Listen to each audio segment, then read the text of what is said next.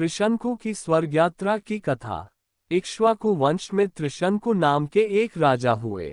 त्रिशंकु की इच्छा सशरीर स्वर्ग जाने की थी। अपनी वार्ता जारी रखते हुए मिथिला के राजपुरोहित शतानंद जी ने कहा, इस बीच इक्ष्वाकु वंश में त्रिशंकु नाम के एक राजा हुए। त्रिशंकु की इच्छा सशरीर स्वर्ग जाने की थी, अतः इसके लिए उन्होंने वशिष्ठ जी से यज्ञ करने के लिए कहा।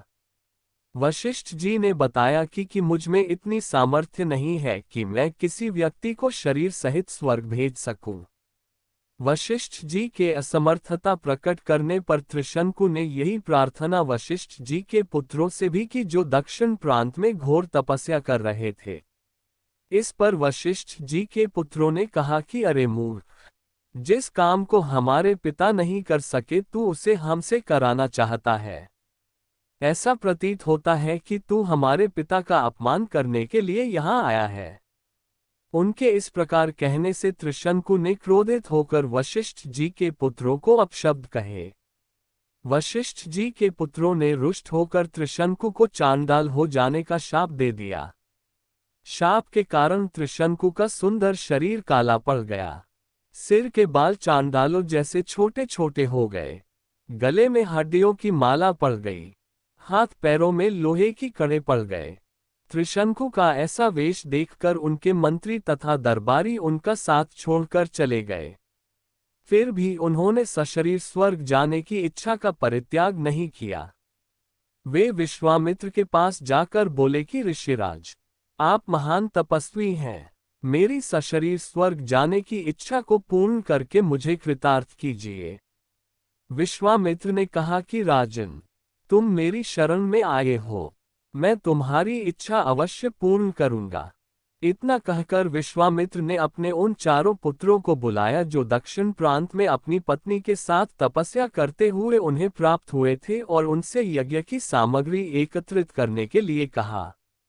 उन्होंने अपने शिष्यों के द्वारा वशिष्ठ के पुत्रों सहित वन में रहने वाले सब ऋषि मुनियों को यज्ञ में सम्मिलित होने के लिए निमंत्रण भी भिजवा दिया। शिष्यों ने लौटकर बताया कि सब ऋषि मुनियों ने निमंत्रण स्वीकार कर लिया है, किंतु वशिष्ठ जी के पुत्रों ने ये कहकर निमंत्रण अस्वीकार कर दिया कि जिस यज्ञ में यजमान चांडाल और पुरोहित क्षत्रिय हो, उस यज्ञ का भाग हम स्वीकार नहीं कर सकते। ये सुनकर विश्वामित्र जी ने क्रोध होकर कहा कि उन्होंने अकारण ही मेरा अपमान किया है। मैं उन्हें शाप देता हूं कि उन सबका नाश हो। आज ही वे सब कालपाश में बंध कर यमलोक को जाएं और 700 वर्षों तक चांडाल योनि में विचरण करें। उन्हें खाने के लिए केवल कुत्ते का मांस मिले और सदैव कुरूप बने रहें। इस प्रकार शाप देकर वे यज्ञ की तैयारी में लग गए। शतानंद जी ने आगे कहा, हे राघव, विश्वामित्र के शाप से वशिष्ठ जी के पुत्र यमलोक सिधार गए। वशिष्ठ जी के पुत्रों के परिणाम से भयभीत सभी ऋषि मुनियों ने यज्ञ में विश्वामित्र का साथ दिया। यज्ञ की समाप्ति पर विश्वामित्र ने सब देवताओं को नाम ले लेकर अपने यज्ञ भाग ग्रहण करने के लिए आह्वान किया, किंतु कोई भी देवता अपना भाग लेने नहीं आया।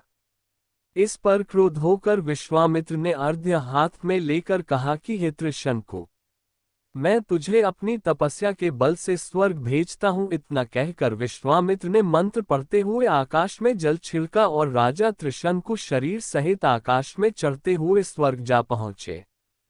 त्रिशंकु को स्वर्ग में आया देख इंद्र ने क्रोध से कहा कि रे मूर्ख, तुझे तेरे गुरु ने शाप दिया है, इसलिए तू स्वर्ग में रहने योग्य नहीं है।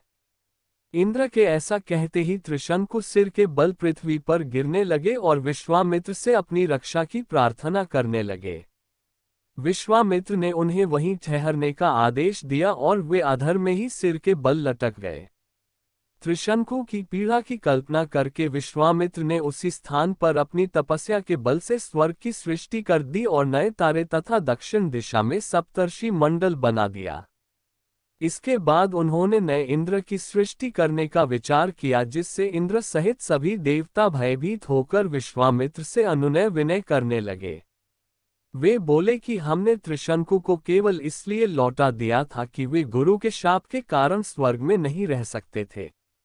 इंद्र की बात सुनकर विश्वामित्र जी बोले कि मैंने इसे स्वर्ग भेजने का वचन दिया है, इसलिए मेरे द्वारा बनाया गया ये स्वर्ग मंडल हमेशा रहेगा और त्रिशंकु सदा इस नक्षत्र मंडल में अमर होकर राज्य करेगा।